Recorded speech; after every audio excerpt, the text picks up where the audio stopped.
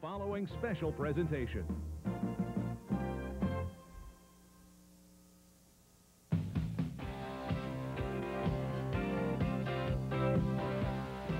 Welcome to the 1994 Indianapolis Life 500 Festival Mini Marathon.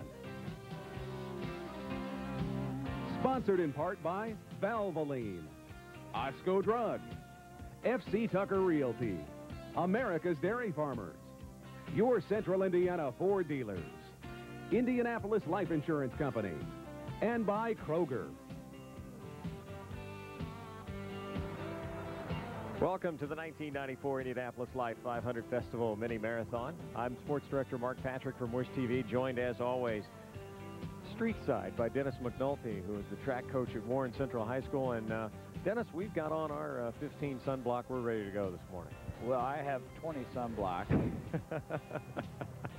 It's absolutely miserable out here for us. I wish I was running. Nobody cares. That's right. The runners are ecstatic. Oh, it's great weather for running. You can't beat it. It's 48, 50 degrees, and the rain has stopped. Can't beat it.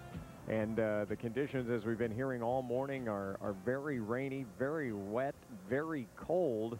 Humidity is about 100%. You can tell I'm a meteorologist, but as we look at the race today, who are the considered favorites, since our two winners from a year ago in the men's and women's division have yet to return for this year's race? You like to put me on the spot. You do this every year. Well, you know, because you're always right. That's why you're here. Yeah, that's right. Well, I picked the winner of the first race when we had the hammer, Keith Hansen from Wisconsin. I think I'm going to go with Ed Hellebuck. He runs really well, and he has a teammate, a guy that's running with him out of Albuquerque from Kenya, just came over to run with him, John Kipkoski. So those two look really good. Now, this is Kipkoski's first big race in the United States, and Hellebuck has actually been coaching him. Oh, yeah. And the thing of it is, if Hellebuck's going to win this after he was the runner-up a year ago, he's probably going to have to beat the guy he's been coaching. Kipkoski's got a lot of speed, ran 22:49 for 5 miles just a month ago.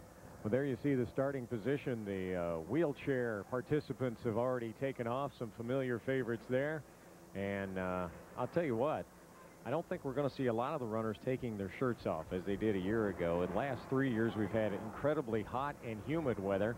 They moved this event up to the first week of May a year ago to try and get away from some of those problems, but it was still a very warm race. There were a lot of dehydration problems for the average runners that were in the race. But this year, no such problem, Dennis. This is the real reason we have the month of May is for the mini marathon. I don't know anything about out in the race of these cars, but the race conditions will actually be pretty good. The body radiates a lot of heat and will keep you warm. Well, there's the start of the race. We're underway as the runners, the elite group wearing the orange numbers this year, head down North Meridian Street. Talk a little bit about the course they're going to face this year, Dennis. Some subtle changes from a year ago when they made the major renovation. Yeah, the changes are virtually nothing other than it'll be very nice on the track because they're going to keep you down into the pull-off apron inside the rubble strip. So it's going to be flat going around the track. To do that, they've had to move the start a little bit south, about 150 feet. So it's going to be a plus all the way around for the runners. Not a factor today, but I guess it would be. There is going to be water on the track. Spectacular view from downtown. Oh, yeah. Our vantage point is about 5 blocks north of the start. This is the view that we're going to give you from the lead vehicle today, and hopefully it's going to be a better view than the one you're getting right now. But we also have Chris Bueller added to our coverage this year. Chris is going to be riding along in that lead vehicle to give us an update on what's happening with the elite runners throughout today's race. Well, Chris is a good friend of mine, and he kind of had this idea to be kind of neat to have somebody right there watching the lead runners at all times. When we break to commercials and such, he'll be able to tell us at any moment exactly what's going on. And the lead vehicle is coming by right now. The Mustang pace car is out in front with some goofball riding in the passenger seat that looks... There are the leaders from our lead vehicle. This is the 1994 Indianapolis Life 500 Festival Mini Marathon, live on Wish TV. Chris Bueller is in the lead vehicle now. Let's see if we can pick up Chris, if he's able to join us right now to catch us up on who some of these leaders are. Chris, are you with us?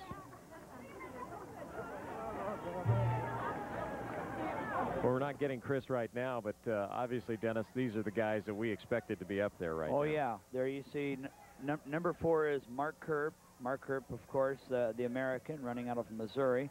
Then you see Ed Hellebuck, our runner-up, running just behind.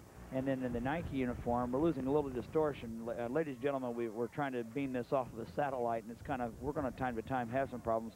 But there you saw all of your leaders. You saw Kip Koskai from Kenya by way of Albuquerque, and Ed Hellebuck, the training partners, along with Mark Kerp and so forth. So definitely the leaders are where they should be. We'll try to get some intermediate splits and let you know exactly what their pace is. Well, Kerp had an outstanding race a year ago, Dennis, and actually led for the majority of it before finally just kind of dropping off near the end when Joe Kano of Kenya, who ended up getting the 93 title, pulled away from everybody. But is this the kind of condition that because it's not human, it's going to help Kerp out a little bit? Well, it'll help Kerp and it'll help Hellebuck, I think. Now, if it doesn't get too cold, then Kip Koskai will be, I think, running really well, because the leg speed with Kip Koskai, I think, is a little bit stronger than what it might be with Hellebuck and with Kerp. Of course, Kip Koskai is a native of Kenya, where they run and train under conditions like this all the time. He said that he was 13 miles from his school, and he didn't exactly have a bus to come by and pick him up, that they have to run to school. No, I didn't have one of those nice Camaros like our high school kids have to drive back and forth. How did you know what I drove? Mark, I know, and it had Brownsburg 1 license plates. It's we've got the first leader right now and some splits, Dennis, so why don't you catch us up? That would on well, mile marker 2, you know, Kerp, and of course, and you saw about 5 others right there are leading. Their time at mile marker 2 is 9:40. Now that means that they're running about a 4:50 mile pace, and if you continue that pace, that's about a 1:03. So I think what they're doing is kind of sizing each other up, checking each other out, and then you'll see some surges being thrown in.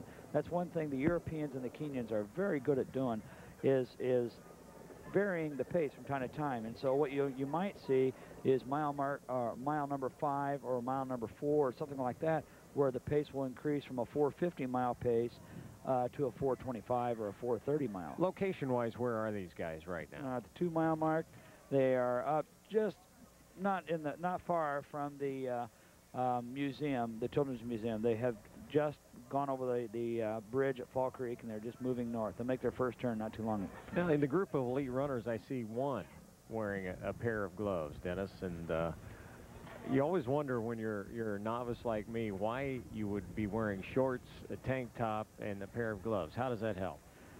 Because oftentimes your extremities get the coldest, and of course the circulation is probably the poorest in the fingers. And some guys will wear gloves. I know that in the wintertime, even though I'll wear like a long sleeve t-shirt or something like that, I always need gloves on my fingers because my fingers just get cold, and that varies from person to person.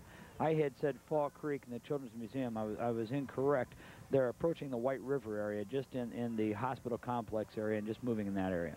Well, finally, the group of 15,000 has, for the most part, I'd say 99% moved past us here at Meridian and North Streets, which again is just about 5 blocks from the start point there at the circle.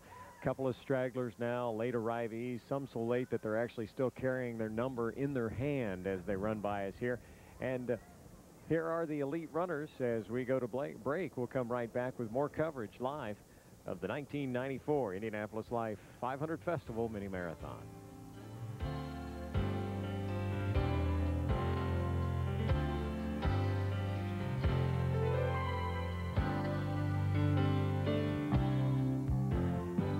There's Mark Kerp from Lee's Summit, Missouri, our leader in the 1994 Indianapolis Life 500 Festival Mini Marathon. And this is the group of, we've got 6 runners right there, Dennis, that are going to be probably the top 6 finishers in this race.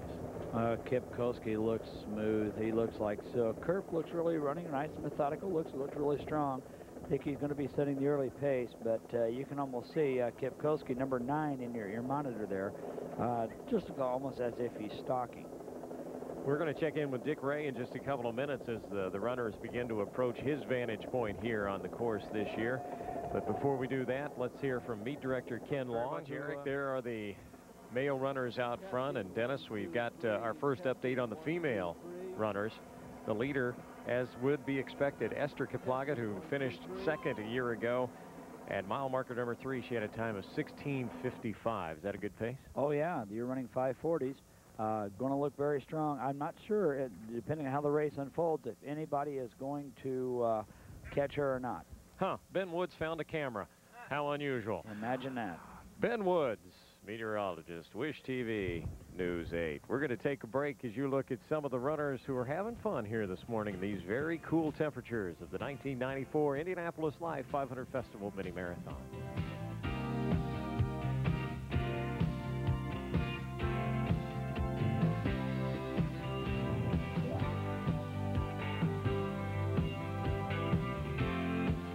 Back at the 1994 Indianapolis Mini Marathon, I'm Mark Patrick along with Dennis McNulty as we look at 10th Street near the White River as the runners go westbound. Let's check in near water station number 4 where the Dick Ray stands by with an update of our leaders. Richard. All right, Mark, it's already showtime here. The handicapped wheelchair people have been through. The leaders have already been through. We're here with Dan McMinn from Major Video Concepts. Your folks are handling the water and people are coming by already. What exactly have they been trained to do? Well, our people have been out here, Dick, for about 6 years now. It's Major Video Concepts and Lacey Diversified Industries sponsors the water station. Basically, we just dip cups early. We got here about a little before 6, had a little breakfast, and then got to dipping cups in the water. We saw the first group of runners come through. They're not only battling for position, but they had to battle for some water. Is there any trick to the exchange when you get them that close together? All you try to do, Dick, is to make some eye contact with the runner you want to try to pass water to, and then just try to stay out of the way. It's quite a job when the 15,000 pack comes through here in about a half hour, but we'll get it done. Okay, Dan, thanks for your work here today and all your helpers, and we'll be updating you from time to time as to how they're doing. So far, so good here, Mark. All right, thanks very much, Dick. As you were talking with your guest there, Dennis, we saw Gary Romesser, who is a guy that's obviously going to be one of the favorites in the Masters competition here today. Won the Masters last year. Got a couple guys going to take a shot at him. He's, of course, a 5-time winner here. You can see now in your camera that Eddie Hellebuck has dropped back off the pace. Kerp, of course, Kip Koske right there, number 9, and number 4 is Mark Kerp, running really well. Now, actually, at mile 4, the leader in our race was Delmar Santos with a time of 19:12, which is pretty quick. Yeah, that projects out to a 1:03:22, and the course record's 1:03:10. So, like I say, they're right there close to record pace. Our second place finisher a year ago was in the women's division was Esther Kiplagat of Kenya. There are the pounding feet on the surfaces of the streets of Indianapolis, and I believe the view from the lead vehicle is showing us the marathon station that's just there somewhere around Marion College, isn't it, Dennis? Not far from that area. No, we remember Marion College is up in the old course. We ran by the, I was thinking the same thing earlier too. My mind was 2 years ago. Where they are is approaching the Speedway area now. The lead runners are actually not far from entering the track. You see number 13, Delmar dos Santos from Brazil, running extremely well on a lot of 10Ks and 20Ks. Won the LB's Big Boy 20K last year. He also won the Mercury News Ks, the San Blas Half Marathon. He is a very talented runner, 1:01:57. All right, our wheelchair leader right now, we're going to update you on that in just a couple of minutes, has a time of 28 minutes and is moving along fantastically well, already at mile marker number 6. We'll catch you up on that, the leaders of the male and female divisions, and hopefully pick up your friends somewhere in those many, many runners that are moving down the streets of Indianapolis as the 1994 Indianapolis Live 500 Festival Mini Marathon continues live on Wish TV. Go ahead, pick it up. We're obviously inside the track already, Dennis. Oh, you bet. On the left, number 9, that's Kip Koske. Delmar dos Santos, number 13, Mark Kerp, then right there. And then you see athlete number 3, which is Reynoso. So you have teammates from the South America. You have one from Brazil and one from Mexico. Then, of course, Mark Kerp, number 4 from U.S., and then Kip Koske, number 9. Well, someone from Brazil running extremely well on the track at the Indianapolis 500 is not at all a surprise. For somebody like Delmar dos Santos, it's almost fate. Is he Team Penske? The rain is not a problem. It's, in my opinion, actually, I like the rain. If it's just a little, I run very well when it's raining a little bit. But if there are many turns, sometimes it's slippery, but we don't know. So when we check out the course, we'll see. Well, obviously there he's talking about the weather conditions and not being a Brazilian like his fellow countryman Emerson Fittipaldi, but they are out onto the actual racing surface at the 500 right now, and this is always one of our stories, Dennis. The banking on the track is something that you don't really realize how steep it is until you get out there. It's an 11-degree bank, and what they've done now, new safety features at the Motor Speedway, has really made it nice for the runners because of the pull-off, the turn-off turn lane that begins in lane 3. The runners are able to get off of the steep bank. It's the water station at 10th and Rochester, and these runners that are here right now, how much of a pace are they following? These runners that are in this water station now are running a good pace right now. They're running, 8-minute miles, which you go out and run 8-minute miles, you got to turn the legs over. No, better you go run 8-minute miles, Dennis. I will do that as soon as we go off the air. I'm going to jump on the course and run it backwards, and I have a stepson, Garrett Cathcart, that's running the race, and I'm going to run backwards and try to catch him up and maybe be able to run the last couple miles with him. Our female leaders have now reached the mile 5 marker, and their time is 28 minutes and 19 seconds. And again, what kind of time? 28:19 at 5 miles. You're running 5:40s, and I projected that out, and that projects to a 1:12. So both the females and the males are close to record pace. We'll see how Esther continues pacing. Esther Kiplagat, who is the second-place finisher here a year ago, is the favorite in the women's division, and she has that lead right now. Of course, Trina Painter of Austin, Texas, who won the event last year on the female side, not in the race this year because she is injured, and the winner of the men's division. There is big money on hand for these elite runners as we're watching them leave the Indianapolis Motor Speedway now as they're getting ready to head through the tunnel and go back out onto 16th Street for the stretch home. Now, they're coming up on a short dip. It's a sharp downhill, then a sharp uphill as they'll pass, underneath the track. And this is where I said, well, you might see a move. Here they go, getting ready to go downhill. They'll disappear from our view as they pass under the track. And it does, as you mentioned, it does look like perhaps a couple of the runners are ready to make a move. Kipkoskas looks like he may give it a kick here. There aren't too many places where you can play cat and mouse on the course, and this might be one. First place today pays $5,000. Second place, $2,500. Third, $1,000. Fourth place, $500. And fifth place in the 94 mini marathon, $250. The 40 and older contestants in the Masters competition get $500 for first, $250 for second, $125 for third. There are special divisions for Indiana residents only. First place is $500. $250 and $125 for second and third, and our wheelchair first place winner will receive $600, second place $300, and third place $125. You saw when they came out of the track trying to string out. Kipkowski now looking over, checking the competition. We might be able to see if we get the video, some sort of surge taking place. We're going to take a break right now, and when we come back, catch you up on exactly what's going on, as it appears now only 4 are remaining among our elite runners in the 1994 Indianapolis Life 500 Festival Mini Marathon.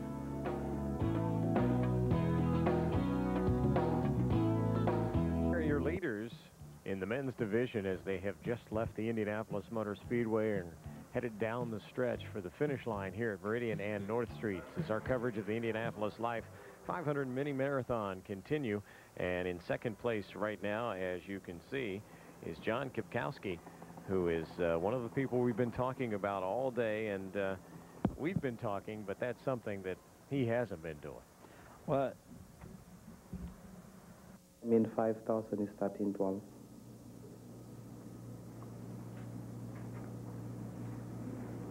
So I don't like to say anything before the race. Well, hopefully if he wins, he'll say something after the race to our Vince Welch, who is standing by at the finish line to talk with some of our runners here today. The handicap, we believe, our handicap leader to be Butch Martin right now. We're having number identification problems because of some of the weather garb our handicap leader has on right now, so we'll catch up on that. He's probably about 7 or 8 minutes from finish right now. What's going on with our leaders? Well, Kipkowski looks like he's getting ready to take over the race. Right behind him is Faustino Reynoso of Mexico. Has 27:52 track speed, so you see the surge is taking place.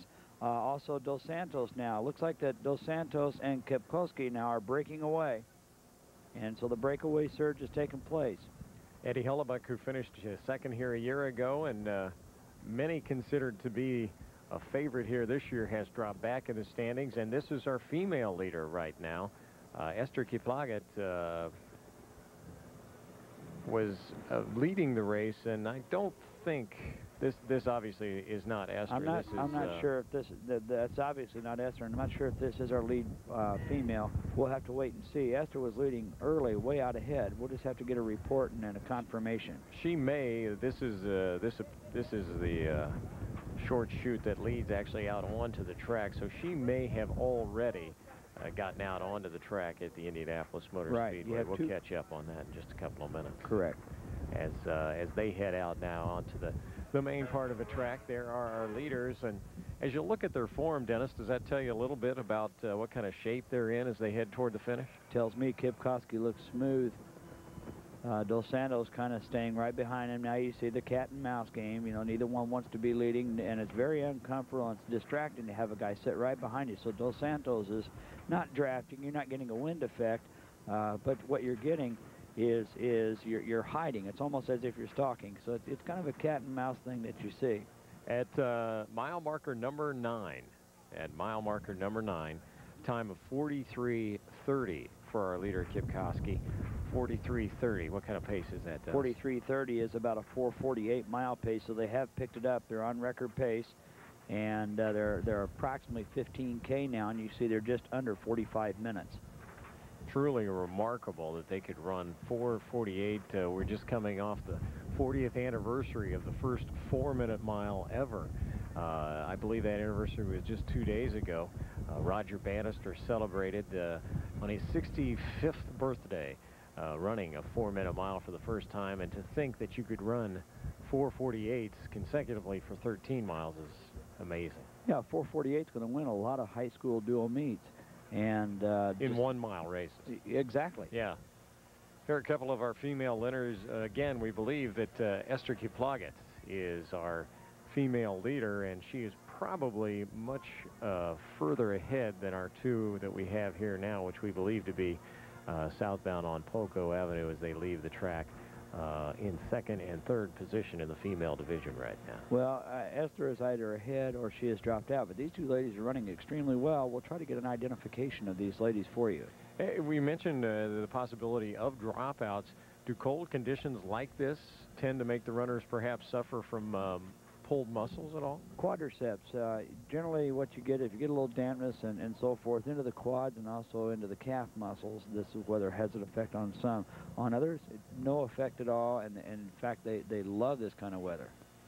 Trying to catch you up on exactly who our females might be. We'll get updates on that for you in just a couple of minutes.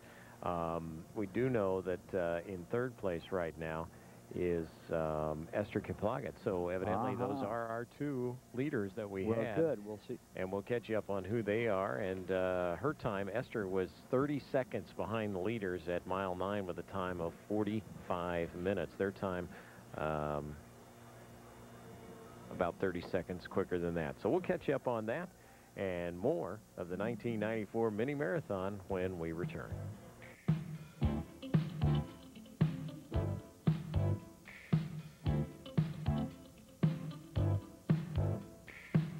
The 1994 Indianapolis Life 500 Festival Mini Marathon. I'm Mark Patrick along with Dennis McNulty, track coach at Warren Central High School, and there are our leaders. Kipkowski.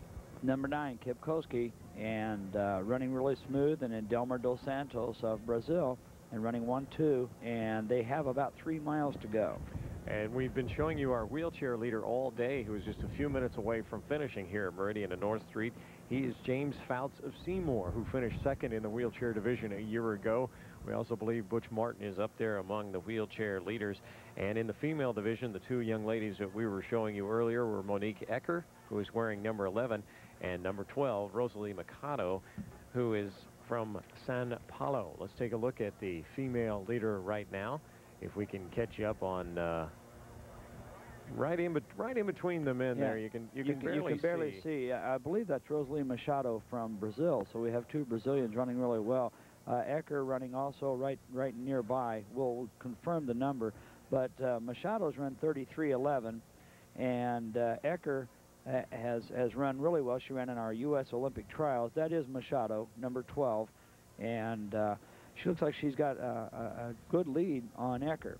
Now, there is, we've been wondering about Esther Kiplagat, who had been leading earlier in the women's division, and we've gotten a time that actually had Esther 30 seconds ahead of these two, although they've been unable to find her on the course. So she's either in third place or out ahead by 30 seconds. We're not exactly sure, so we'll try and catch you up on that. Right now, though, let's go out to the Dick Ray, who's with a more than interested participant in today's activity.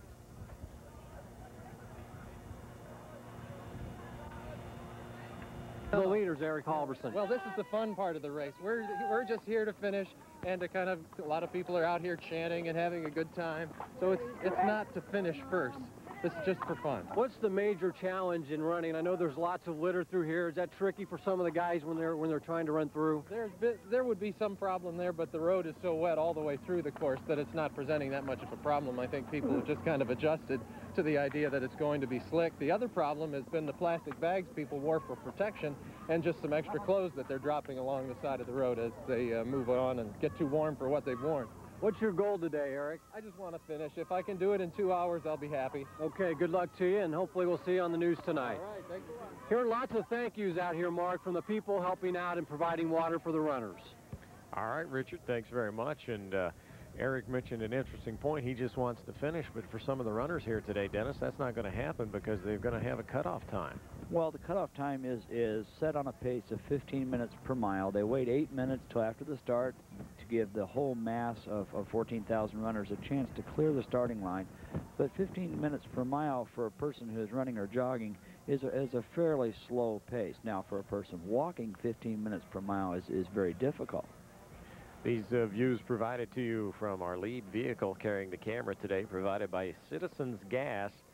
And yes, it is a vehicle that's powered by natural gas. That means the leading runners breathe much cleaner and more durable air during their 13.1 mile mini today, as natural gas vehicles' tailpipe emissions are reduced by as much as 90% compared to gasoline-powered vehicles.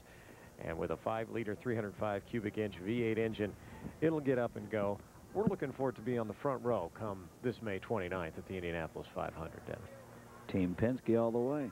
Delmar DeSantos is our leader, actually in second place now, behind Kipkoski, and both of them look like they might as well have just started the race. I think the 22:49 5-mile race that Kipkoski had run about 3 weeks ago is now becoming evident because he's starting to move away from Dos Santos. Kipkoski now to the far right out of your view, but it appears that he is moving ahead now, has about a 10-meter lead, and he looks smooth. Our wheelchair leader continues to be James Fouts of Seymour, who is at the mile 12 marker, so he is just a couple of minutes away now from finishing this mini marathon, and we don't have a time on him as of right now, but it might be very close, and it's going to be a good year for him because I believe this would be the first year that he's won the mini if he can go ahead and complete the task. I think he's going to be set. I don't think there's anybody close to him, so Fouts should win the wheelchair division, and he should be coming to the finish line just momentarily. Let me check a number here, and I'll tell you who is in second place right now in the wheelchair division. We have a large number of participants in the handicap division with us at the Indianapolis 500 mini marathon. We'll take a break, and when we come back, I think we'll probably have a winner in the wheelchair division. So stay with us for more coverage of the Indianapolis 500 mini marathon. Frank Epperson is in second place right now in the wheelchair division.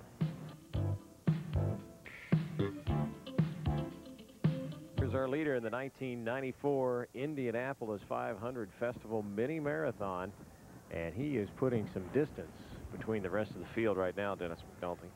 Oh, yeah, John Kipkowski looks great. He's in, of course, the New York Street area, running in the IUPUI campus, looking over the shoulder. They'll look back both in our monitor, but you see the lead there is over 100 meters. We're going to get ready to throw it to Vince Welch here in just a couple of seconds. Vince is standing by at Meridian and North Streets, not too far off our main broadcast location here. And Vince, can you pick up the wheelchair numero uno? Very rainy on the course for the 1994 Indianapolis 500 Festival Mini Marathon here today, Dennis. But it may be a course that gives this man a record. 600 meters from the finish line now, approximately for Kipkowski. And it amazes me how smooth and easy, the stride pace looks. And this guy's running 4:40-mile pace. We are obviously just halfway through what would be a regular marathon. How different would he look, say, coming up on mile 25 instead of mile 12 and a half? You really put me out there now. That depends person to person. Oftentimes you'll see guys maintain the same stride cadence, stride frequency all the way through. For the elite runners, the mythical wall that you would hit at about 20 miles really doesn't exist. Just depends on how things go. There's Del Santos, our second place finisher, and I have been amazed by the amount of space that he's put between first and second place. He gapped him pretty well. Well, we are just a couple of minutes away, and a couple of seconds away, rather, from Kipkowski crossing the finish line here at North and Meridian Streets. Our female leaders remain the same as we've been filling you in all day long. And in third place in the female division right now is Esther Kiplagat, as we originally thought. And here comes the finish of the 1994 Indianapolis 500 Mini Marathon. Okay, here comes Kipkowski. It's his race to win. We'll see the time come up on the screen, and we'll see 1:03:10 is the course record. But Kipkowski extremely fast, looking real good. Going to be just over the course record. Oh, does he look good? Oh. Unofficially, 1:03:13 for John Kipkowski. Wow. Albuquerque, New Mexico. Just seconds. John Kipkowski, the winner. Separating Kipkowski from 1:03:14. the record. Now, had he been told, say, 100 yards from the finish that he was that close to the record, could he have sprinted a little harder? He looked like he could. Oh, yeah. Yeah, he had a lot left. I think maybe a little more than 100 yards, maybe a quarter mile out, maybe when he did the turn onto North Street. Here's Dos Santos. And again, 1:03 and change, high 1:03s, maybe 1:04. Delmar Dos Santos of Brazil, finishing in second place in the 94 Mini. Third place. And number 13 is Delmar Santos. And here comes is going to be Faustin Roneso of Mexico. 13th in the New York Marathon, third here. Faustino Reynoso. Now that's amazing. 13th in the New York Marathon, third here. When you think about twice the distance, sometimes that's an advantage for some runners. There's Mark Kerp of Missouri finishing fourth and wearing number 4. We're going to have more finishers coming up for you in just a second, plus interview the winner of the 1994 Indianapolis 500 Festival Mini Marathon in just a second. But there's Eddie Hellebuck, who finished second here a year ago, and his product, as we mentioned, his student actually won the race here today, Dennis. A training partner in Albuquerque came over to specifically train to try to make the Kenyan Olympic team. You see on your left there, driving the arms, Gary Romesser. Looks like he might appear to be our top Masters finisher.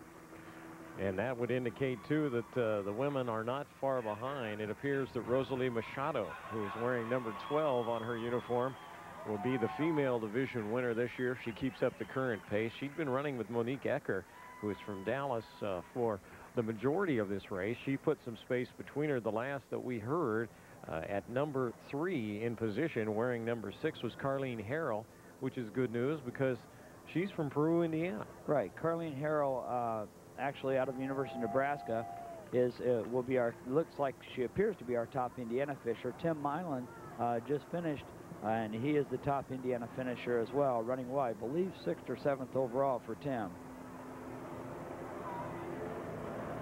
Our top female should be approaching the finish line very soon, and that will be Rosalie Machado. I know, too, that Vince Welch is going to be standing by with our winner of the race, John Kipkoskis. If we can prepare ourselves to go to Vince here soon, I'm not sure. There's a little bit of downtime that the runner needs before they are able to do the big-time TV interviews, and I think that John is over with Vince right now. Vince? Well, Mark, we're not yet with John. They're getting ready to bring him down to us. He needed a little bit of time to cool down, and then he will come down for the winner's interview. Hopefully between now and then we'll have the female champion, but whichever one comes to us first, we'll make sure we have it. Are you keeping warm down there, Vince? Mark, I am indeed, now that the rain has kicked back, and of course I've got a couple of our assistants here blowing on me real hard to keep me warm, but other than that, things are fine. Well, I'll tell you, I think the biggest difference you're probably seeing from the runners who are crossing the finish line, Vince, their physical condition. Last year they were all dehydrated, many cramping, but this year that hasn't been the case at all, obviously. Well, Mark, an interesting story here, too. John Kipkoski, the winner of this race, goes on a 4-mile cool down after running the 13 miles of the race. So he is now participating in his 4-mile cool down, and then we'll be back to us immediately afterwards for his winner's interview. So what a way to celebrate the championship of the mini marathon. You know, 13 miles isn't enough, so he goes on a 4-mile cool down. 4 miles, I'll tell you what, Dennis, that's an effort for me just to drive that far. Kipkoski will probably do the 4-mile cool down at a 6-minute pace, running slow for him. We're keeping our eyes open for our female finishers. We're expecting Rosalie Machado of Sao Paulo, Brazil. So a couple of Brazilians right up there today. Machado probably winning the female division, and then a Brazilian finishing second. Oh, yeah. Here comes Gary Romesser now coming across the finish line, and we feel that Gary Romesser is going to be our top Masters runner. Romesser, of course, a 5-time winner. What's the perfect age? What's the peak age for a marathon runner? Oh, it depends. You know, you have guys like Carlos Lopez won in 1984 the Olympic marathon at age 37.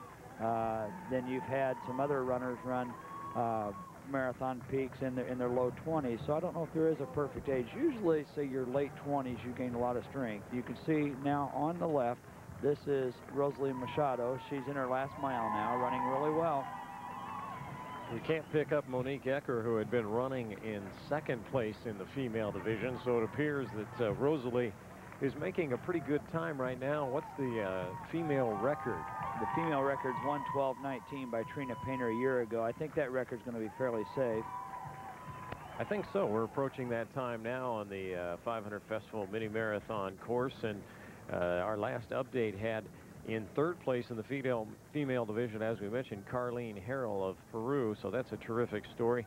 The question has to be what happened to Esther Kaplagat, who finished 2nd here a year ago and had seemingly gotten out to just a terrific start. Well, we might be off the air before we find out, but I'm sure that mystery will be revealed. Here's Machado. Just ahead of her was a local school principal at Craig Middle School in Lawrence Township, Bill Gavigan.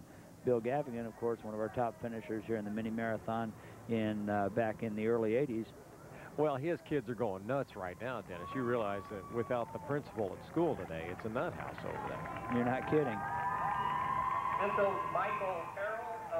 This is Carlene Harrell's husband, Mike Harrell, just finished. Mike Harrell, a former 413 miler in high school and Mental Attitude Award winner in track. And Frank Epperson now finished. Now here comes our number 2 wheelchair finisher is just now finishing, Frank Epperson. Which solved the Butch Martin mystery, as we mentioned. We hadn't seen Butch start the race today. He was last year's winner of the handicap division, so it's good to see Frank get across that finish line. And there's Monique Ecker of Dallas, Texas, who is currently in 2nd place in the women's division. And as Dennis mentioned, not a record-setting performance for the females here today. Is that a product of not having more elite runners here?